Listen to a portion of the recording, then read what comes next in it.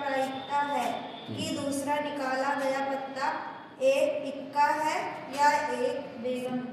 हाँ देखिए, अभी खुदी ने पढ़ करके बताया कि ताश के पत्ते लिए जाते हैं, वो 5 पत्ते हम ले लेते हैं और 5 पत्तों में से जो है कौन जानते हुए कि ईट का दहला, गुलाम, बेगम, बादशाह और इक्का।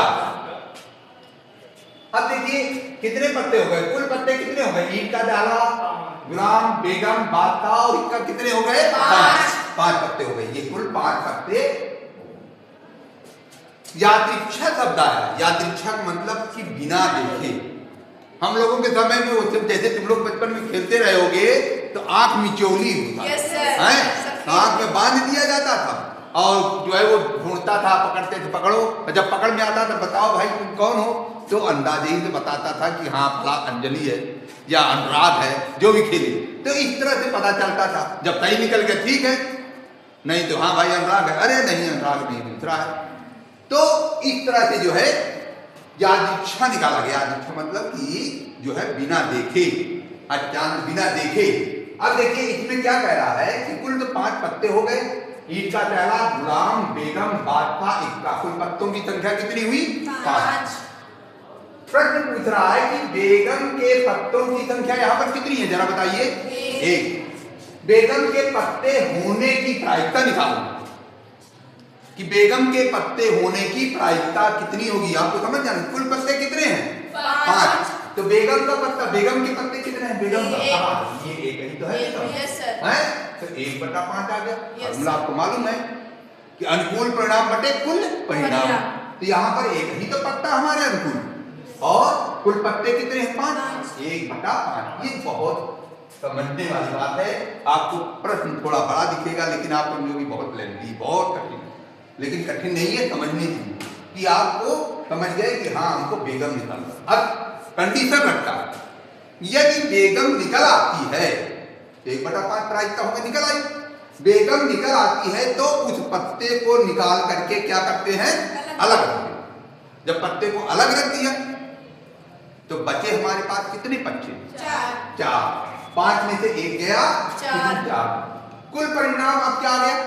4।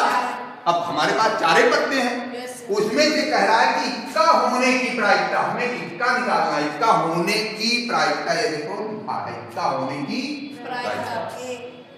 अब इक्का वाले पत्तों की संख्या और कुल पत्ते, हमारे पास कुल पत्ते कितने थे बेटा? 4 थे और इक्का कितना है यहाँ पर? एक ही तो है इक्का, है एक ही तो है इक्का। तो प्रायिकता क्या बन जाएगी आपकी? 1/4। 1/4। अब देखिए हम यहाँ पर कह रहा है कि बेगम वाले पत्ते को जब अलग रख दिया जाता है। दूसरा प्रश्न कह रहा है कि बेगम होने की प्रायिकता। अब इन 4 पत्तों में कह रहा है कि बेगम होने की प्रायिकता बताइए। हमारे 4 पत्तों में कौन कौन थे? बेगम निकल गई तो गुलाम है, बादशाह है, इक्का है और ईट का दहला। अब जो 4 पत्ता निकल गया कह रहा है कि 4 पत्तों में बताओ कि बेगम होने की प्रायिकता। क्या बेगम है इन 4 पत्तों में? नहीं, क्योंकि बेगम का पत्ता तो निकल चुका है। तो कौन सी प्रायिकता होगी? 0। 4 पत्तों में बेगम वाले पत्ते नहीं है, इसलिए क्या हो जाएगा? नहीं है तो इसका मतलब 0 हो जाएगा यहाँ पर। ठीक, तो अतः बेगम होने की प्रायिकता 0/4 अर्थात 0 आ गया। मतलब बेगम तो निकल ही नहीं सकता, ये निश्चित घटना नहीं है, अनिश्चित है, तो 0 घटना है, इसलिए 0/4 अर्थात 4। ये है आपका प्रश्न। बहुत इंपॉर्टेंट है, देखने में बड़ा है लेकिन बहुत सरल, इसलिए आप इसको ध्यान से समझेंगे और समझे हैं और मेरी समझ से तो आप लोगों को समझ में आ गया होगा। प्रायिकता के सवाल छूटना नहीं चाहिए। बोर्ड के बाद मैं मिलूंगा तो पूछूंगा कि कितने सवाल किए हो, हैं तो होगा कि नहीं? ठीक करिएगा, ठीक है, बहुत अच्छी बात।